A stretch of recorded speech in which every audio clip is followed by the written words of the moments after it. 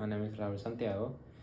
I am 23 years old, and I'm from Caguas, Puerto Rico. It's like a little town center. Been in the army since I got out of high school. Been 5 years in, did a tour in Kuwait and Iraq. And now I'm currently a student here in Florida for an IT bachelor's. Hello, my name is Jorge Arroyo, and I am from Puerto Rico, a town called Dorado, and I moved here to Orlando around 2018, in the summer of 2018, and I've been here ever since. I graduated from business administration, and I'm currently working in Universal Orlando Resort as a vacation planner.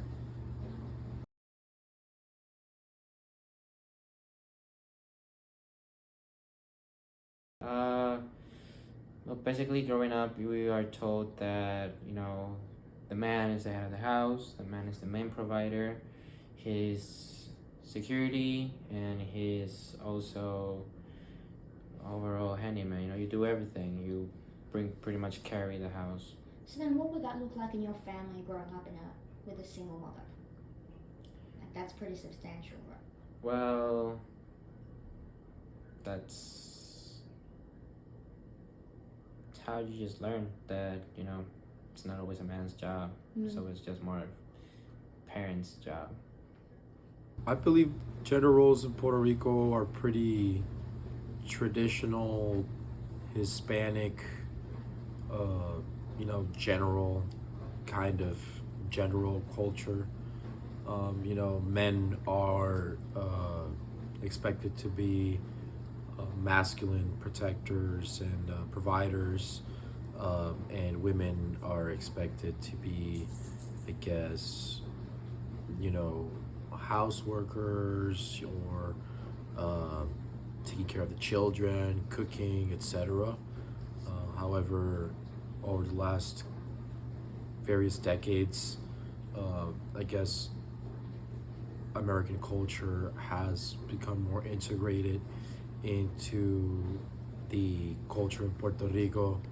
So I was raised with very religious principles, and my parents tried raising me in a very traditional, old school, Western kind of way. And so I was taught that being a man means having a decent career that makes you able to provide and have a wife and a family, serve God, do good, just be a contributing member of society.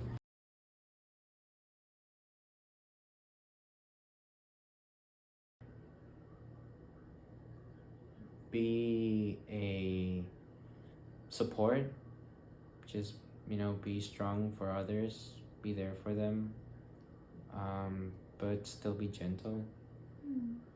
Still take into account what others had to say and how you could help, and always be there to help and support others and take care of everybody. I think it's expected of most men to be able to provide to a family and get married and have kids and have like an established career, have good financial stability, be able to pay for a lot of things. That part of being like a provider and getting, having enough money to pay for things, or even more than enough. That's like a big thing, and from what I've seen personally, also to just just have success, even in the American sort of way.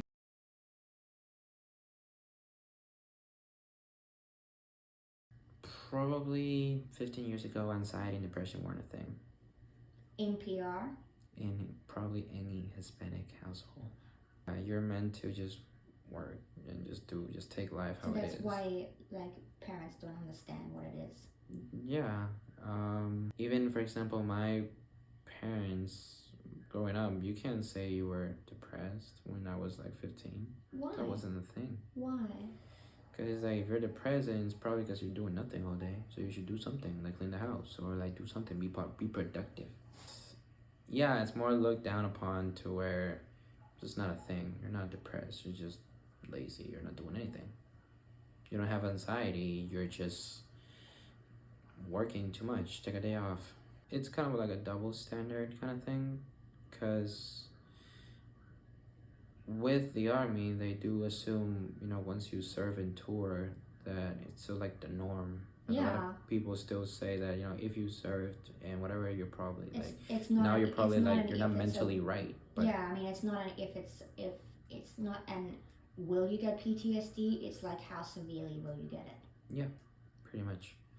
And I mean, a lot of people like me, we learn how to manage it, and there is help for that, but that's also a modern thing in the army. Yeah. The old army, as old seniors like to call it, that wasn't even a thing anymore. You were supposed to just suck it up, come back. Really, that's kind of the attitude even for veterans. Yeah, that's why veterans have that image of being mentally ill and being deranged or crazy.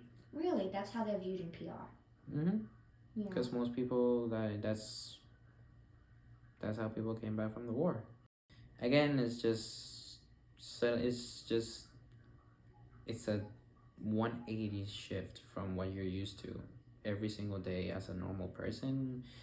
Then when you go on tour with the army, especially to some place like the Middle East. And then, well, you're probably somewhere, you're probably weird, or you're either weird or you have become a real man. Definitely, yeah. If you're a man who struggles with any sort of anxiety or depression or something, like it's just it's not looked at right. You're not really looked as strong. You're not really looked as dominant, masculine. It's not considered a masculine strength. So you might be considered less of a man. You could, yeah. Yeah. Yeah. What about as well, because the U.S. military.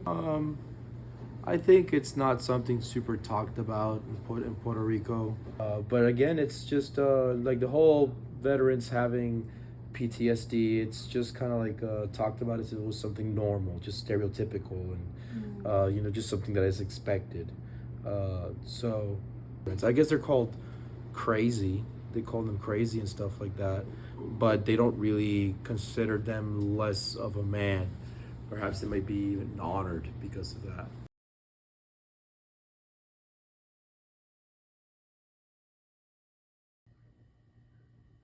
Puerto Rican culture views women still does, as someone who's supposed to just be in the house. You're still expected, even people from my generation, women are still expected to, they look forward for women to, to get married and get kids and, get a house and whatever interest they may find. Just because you're a girl, you're not really listened to. Because yes, it can be hard for anybody to succeed in whatever career they want to follow, because you gotta work hard for it, of course. But more traditional households look more into, if you really want that and you're gonna fight for that, you're gonna work hard for that, then don't complain about it, because nobody asked you to do that. Well, because growing up, like you said, I was raised by women pretty much. My mom and my grandma were very huge influences in shaping me the person I am today. But I will have like people in school, you would just hear about how poorly they would treat girls, or just want them to have multiple girlfriends, or just have a girlfriend just to have sex. That's like, it's something that you're told growing up, is that you're a guy, so you are stronger, and you are this and you're that, and women can't do that, so you have to treat them dedicatedly. I never really got the vibe growing up that men were considered superior in Puerto Rico. I've just always just seen that men are expected to subscribe to certain roles in society and women are expected to subscribe to certain roles in society. And as long as you don't drift apart from that too much, then people don't really ostracize you. Especially nowadays, society is a lot more liberal in Puerto Rico. But I guess traditionally and growing up, the only part that makes me the only thing that makes me think that could involve women in Puerto Rico not being respected could be like the culture that certain kinds of popular music, the way that they portray women and the lyrical content of it.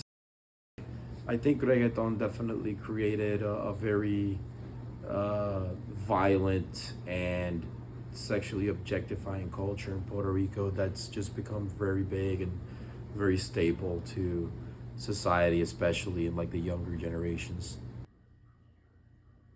It's only said that reggaeton does it because reggaeton is more direct with it.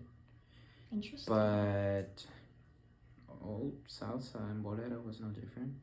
Merengue is no different. Bachata is certainly no different. So you think Latin music overall really objectifies women? Pay close attention to any song from the 1940s to the 1980s. They all talk about the same thing. So it's not like, do you think it was worse back then? How do you? Oh yeah, 100%. What does it look like then, more in the 2000s and 2010s?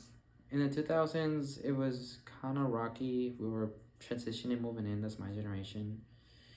And now it's more like, yes, now, like I said, now it's an issue. Now it's an issue because now it's directly said. It's more direct with the propositions. But I mean, we have female reggaeton artists and they talk about the same thing they say the same thing, it's only about men. That's why I say 1940s, 1980s. Any song, you pick any song, any genre, really. You can pick Latin genres, you can pick more Americanized genres like R&B, country, name it. They all talk about the exact same thing. It's always the same three topics.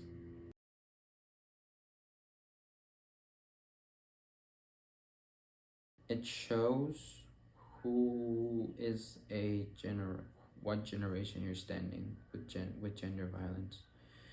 Okay, that's really Because interesting. yes, it's more common to see or hear about women being abused, whereas because of men we're taught to growing up to be more silent and more just this suck it up situation, like mentality is not spoken of as much because you wouldn't be much of a man, as they would say back in the day. I would say a solid number is every 3 out of 5 people.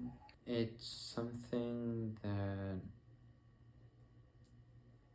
it it's been heavily worked on because that was a very severe case.